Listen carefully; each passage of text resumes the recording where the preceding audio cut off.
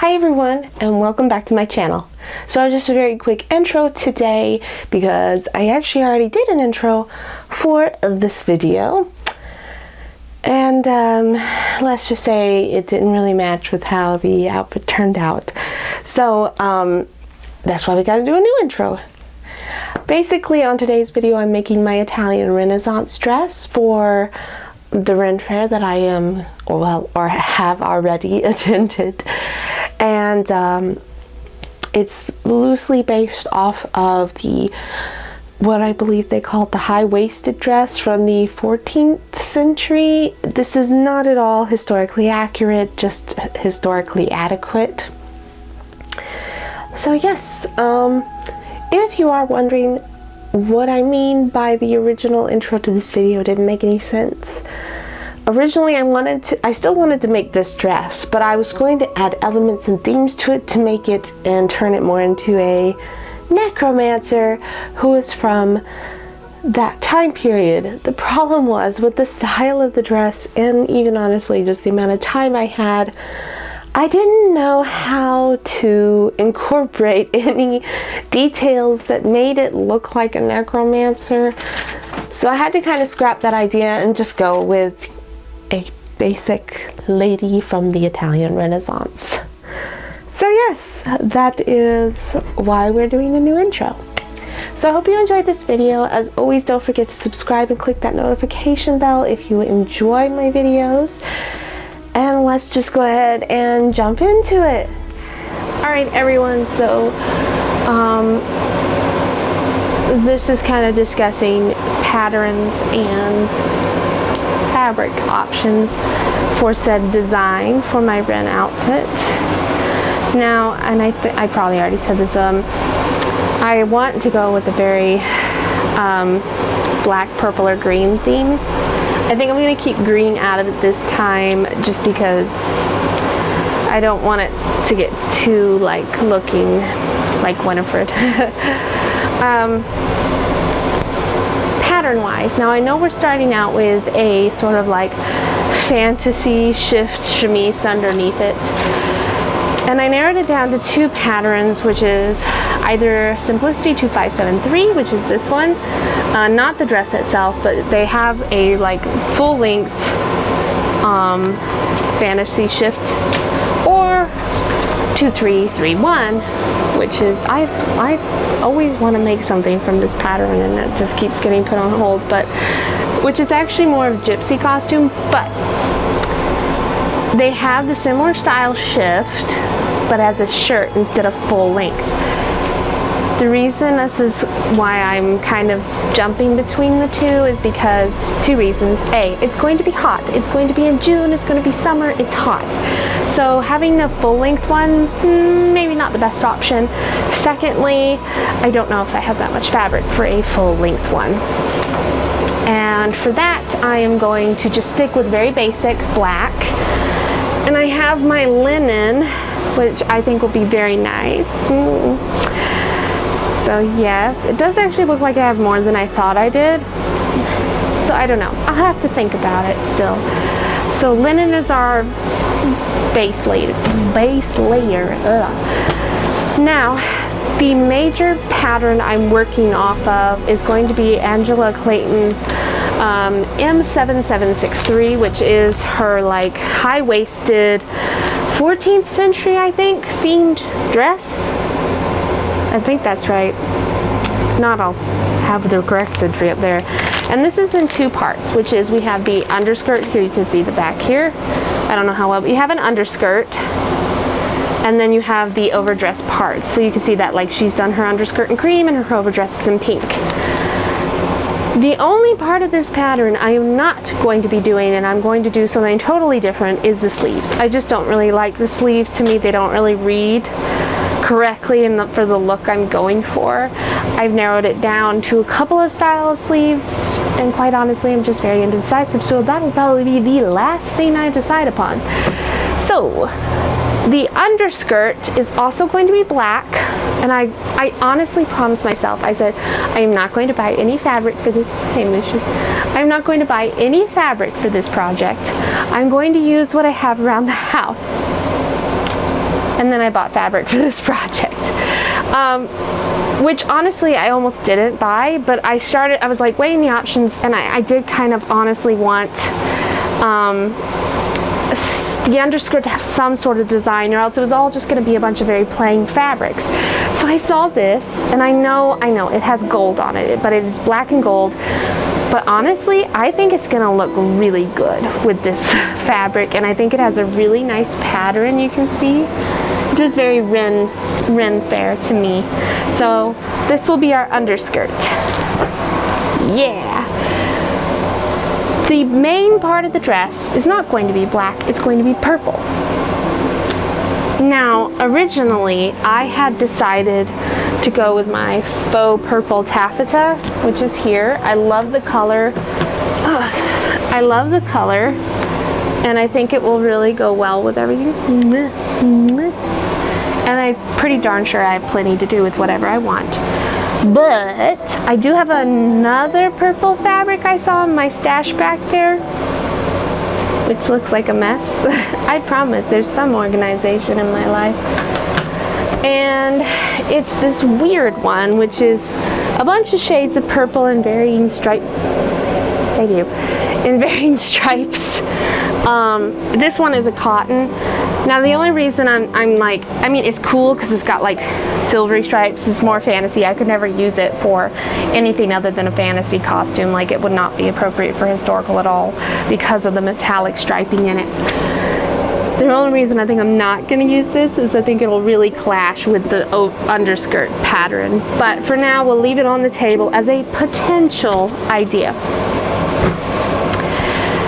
So, yeah, I don't expect to get a whole lot done today just because I have a lot to wash. I have to wash all these black fabrics, so get out of the way. So basically, that's what I'm going to be doing, and cutting out said patterns.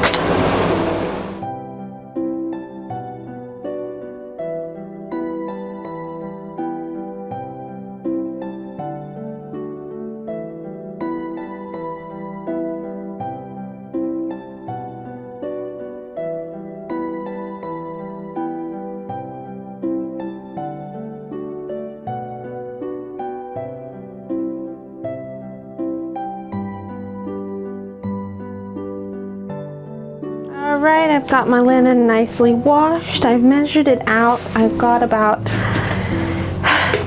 a little over 2.5 yards, which doesn't seem like enough to make the dress, but I'm still going to put the pattern out and try it because this fabric is actually wider than the classic fabrics that they would think you would use, which is like, you know, your basic 45-inch width for cottons and such. So I think we could cut some corners and definitely make it work. This is a little tip. If you ever do buy like linen for yourself, sorry, hold on. If you ever do buy linen for yourself and you feel like it's very stiff, just wash it. You really should always wash linen anyway, because you think, if you think cotton is bad for shrinking, yeah, it doesn't hold a candle to linen. So, let's see. Now I think the major thing that we could definitely crop down on this pattern is the length of it, because it is very long, and I think that would help us to, this actually piece needs to be on a fold. Oh snap, that's the problem. They want you to have them cut on folds. That's alright, it's an underdress. It's not gonna matter if I have a back seam. It really isn't. So I'm gonna try and pin this and kind of see where it gets us. Okay, so as you can see, I've done chalk outlinings of the front, which is on the fold, and then the back panel. Now, what I've done to save myself fabric is I've decided to do it more like a reel shift, or whatever you want to call the undergarment would be, which is having it only go down to my knee length. For me, that's 35 inches, basically from top to hem. There's a key. And that leaves me plenty for a sleeve. So there we go.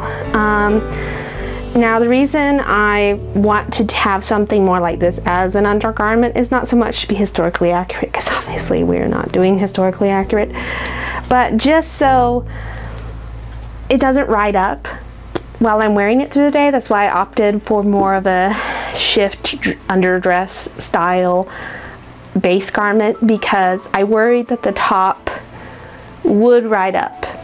This will tuck in to my underskirt, so I don't have to worry about that. So let's go ahead and get cutting.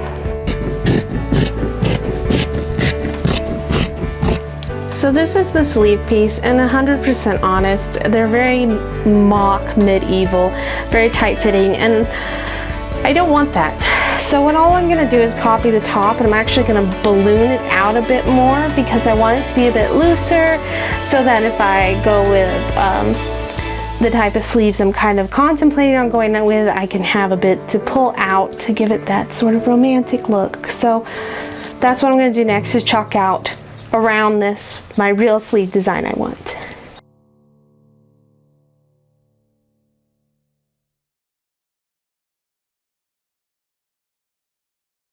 And this is the general design I came up with. Basically, I just took where this pattern piece ended and kind of mostly drew a straight line down to the hem of the sleeve. I don't know what I'm saying. Alright, and now we cut this out and we can assemble our first part of this outfit. I just honestly don't get to use linen enough in projects, and to me it's just such a satisfying fabric. I don't know why, but I do find it a very satisfying fabric. I love how it cuts, I love how it feels. I just don't get enough chances to use it, so I'm glad I'm getting to use them. Okay, so I feel like the pattern has you do this in a very unusual way from I'm used to it. So I'm going to show you the way I do this because I think it's easier and makes it more of a solid piece. So we're actually looking at my back piece right now. And this is the arm edge, this is our top. So what I'm going to do is I take my sleeve and I find the curve that matches the back, because theirs has a specific side that each one was cut at, which is fine. Normally I make them the same, but their front and back piece were slightly different, so that's okay. And I'm just going to pin it in place. So I did actually make, it looks like this side wider. I'm not going to worry about it, it'll be fine. And now I'm going to do the same to this side with the sleeve, and then we'll sew the armpit. No, the arm side, I am sorry. We'll sew this just where I'm clipping, and then we'll attach it to the front, and I'll show you guys how to do that after that. Okay, everything's sewn and been serged again because I don't care about historical accuracy. So now I'm going to open up my sleeve. So this is all right sides, and we're going to grab our front piece and now line it up, if I could find where the arm side is there. Okay, and then line it up like so with the other curved section of the sleeve. And I'm going to pin this on both sides and then sew this again. And then you can have a huge blob of fabric, and that's the next step. Here's what we end up with. So here's the front, here's the back. Here's where we sewed the sleeves. And it's okay that this is quite loose because that'll have elastic running through it. But that's not the next step. The next step is to basically line up. I usually like to start with my underarm pit right here. I usually like to clip that, then line everything up going up the sleeve, and then come back and down the side. And then it'll actually be a solid piece. And I think there's only one step after that, which is doing the elastic in the neckline and the sleeves. Woo!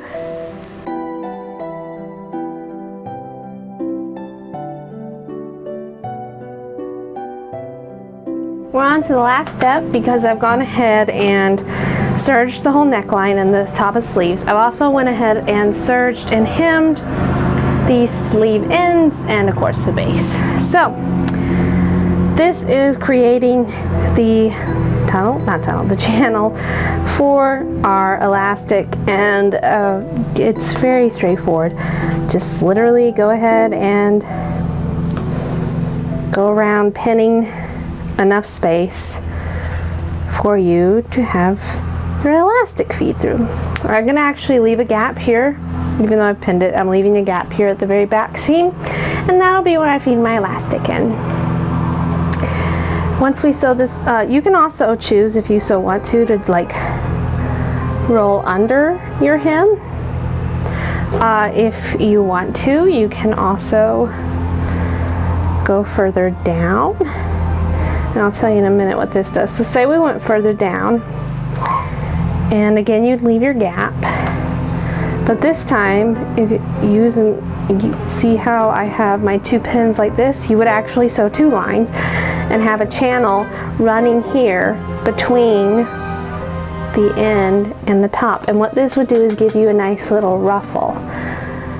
I'm not going to be doing that though, but I just wanted to tell you guys about that, so that gives you options. I'm personally probably just going to turn under my serge seam like so, all the way around to make it very nice, and also so it won't rub my skin. Not that serging is too irritating to the skin, but, and that's pretty much what I'm gonna do. For the elastic, I'm just gonna take a piece, wrap it basically around like this until I feel like it's a comfortable enough basically width to be nice, or to also go up like that if I want to. So yeah, that's how I'm basically judging what to cut my elastic at. And I'll cut it a little bit more because I know I always lose about 1 inch to maybe 1.5 inches. And there we go. Now I'm just gonna feed that through the channel, and that is it. We are done. Okay, here's our base. It's obviously nothing that impressive, but you can see it fits very well. It's got a real, like, you know, shift kind of look to it, and I can wear it. It's hard to see because I'm wearing a black t-shirt under it, but I can wear it with the sleeves like that, or if I so chose to have the sleeves further up here if I wanted. Sorry, my mic is being held, so it's like all over the place, but yes, very nice. Hello, Takeshi. So this is it. We got our first garment made, and it goes down to my knees. I don't know if you guys can see that. Obviously not. So yeah. Now we are on to the second garment, which is the underskirt. I don't know about you guys, but this like just reads like basic witch starter kit. like garment. I don't know why. Alright guys, so I'm not going to get started on the underskirt today, but that will be the next part.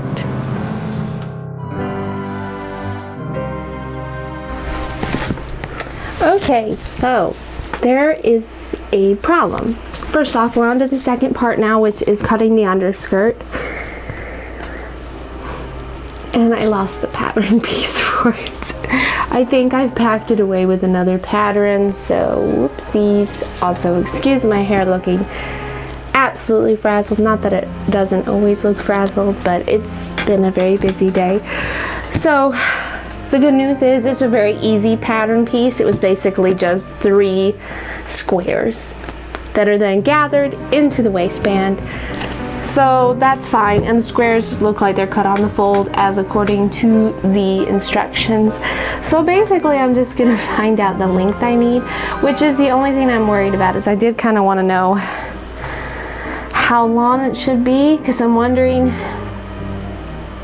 if it's supposed to sit pretty high on my waist, which I'm assuming it's supposed to, so I'm just gonna go with that length, basically my waist down, because I'm going to assume that's where it needs to sit. And other than that, it's just a waistband. So let's get cutting.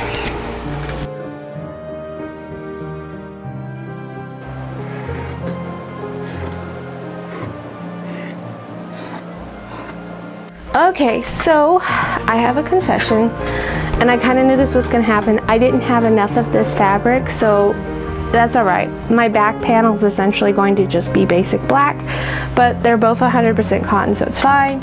And don't look in there. That's the Chamber of Secrets. I actually think there might be a cat in there. I just locked him in. Also, I just want to talk about, so this fabric looks like it wouldn't be very soft, but after washing it, it's soft. I like it. This is why it's so important to wash your fabrics, because you don't realize just how much starch is on them. And of course, you want to make sure that if there's going to be any shrinkage, that it shrinks before you make your garment. Apparently this fabric is called Home for the Holidays. Home for the Holidays? It's just like so whimsical sounding. Okay, so let's go ahead and, oh, I also cut my waistband, which is just a really boring rectangle. Whatever. The main thing to be concerned about is the two pattern ones. That'll be my, the fabric you see, the front two panels. I just have to make sure the patterns are going the same way. So I'm going to iron these three panels of fabric, and then we'll attach them all together. The black will, where I cut it on the fold, the black will have to have a slit, because again, this is just historically inspired, not accurate. So it'll have a zipper for me to wear with ease. Yeah, that's it. It's pretty easy to follow on. Once I sew the three panels together, I'll be gathering the top and putting them into the waistband, which you will see me do here in a second, just really fast.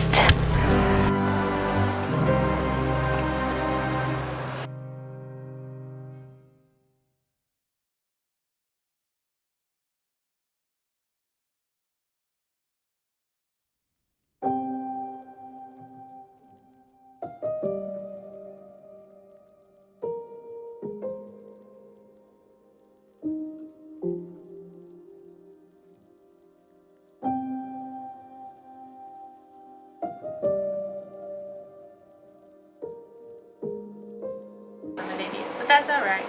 Ooh, it's so pretty. Isn't it pretty? On to the next step.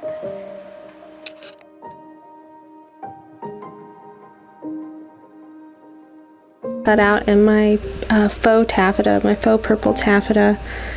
And you're probably thinking, why is this, well, I don't know if you can tell, this piece is on here kind of at an angle, because the pattern piece shows like my grain line has to go a certain way, which is unusual, but this is why you must always pay attention to kind of what your pattern is telling you. I'm not going to go into like a huge montage of me cutting every single one of these pieces, because quite frankly, that would probably be pretty boring. What I'm actually thinking about doing is just cutting all my bodice pieces out first and working on that. And then once I know it fits and it's comfortable, then I'll cut out the skirts and everything.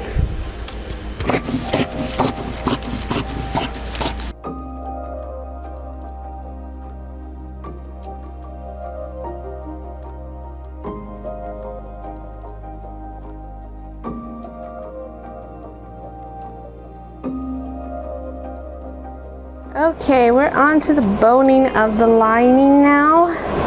So I've got my synthetic whalebone,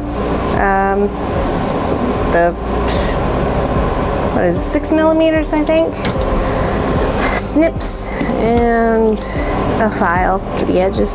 Now I have the pattern pieces out, because if you can see, I don't know if it's picking up on the camera very well, but it has like these lines on it. Those are essentially my boning strips, how long they need to be. Now, I've also got some bias tape, which I'll be making my boning casing with. And you may notice I'm going to use a couple of the colors, because I'm trying to use some bias tape I really don't have much left of. And it'll be in the lining, literally on the inside. Like, you will never see it, so I don't care if it's odd color. But this is a good way to use up your bias tape. So yeah, that's pretty much what we're doing.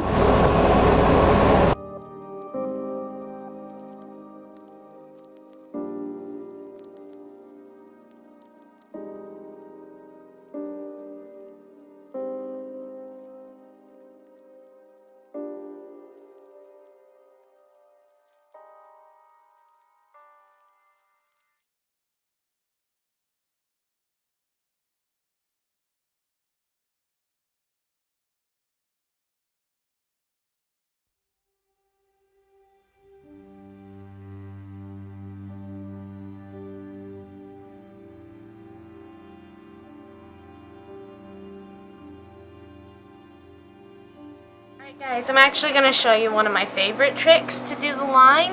So I have my pattern piece down on my fabric, and I'm going to put my straight edge right where the line is. Flip it up so I can see. And then draw my straight edge, my line all the way down.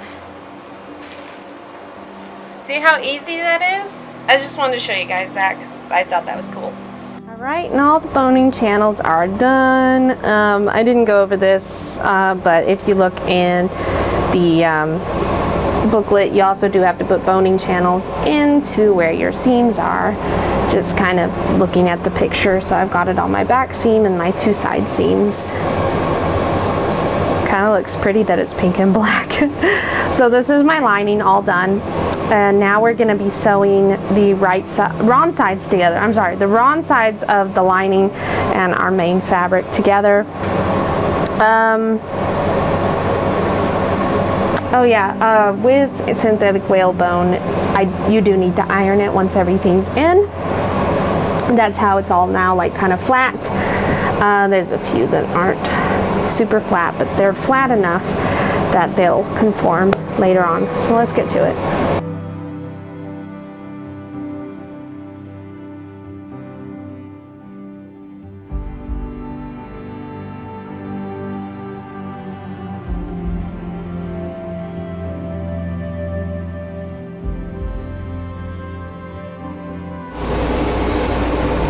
So, I really should stop filming with the window behind me because it's kind of weird coloring.